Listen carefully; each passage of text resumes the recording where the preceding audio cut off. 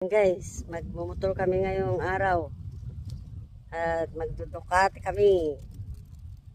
First time ko ngayon Ducati dahil natatakot ako. Natatakot akong sumakay nito. First time ko ngayon. First time ko sumakay ngayon. Nagka-experience naman ako diyan sa Manila sa kapatid ko nung 3 weeks ago. So, ngayon di na ako natatakot sumakay dito. Naggagala kami na naman ng asawa ko.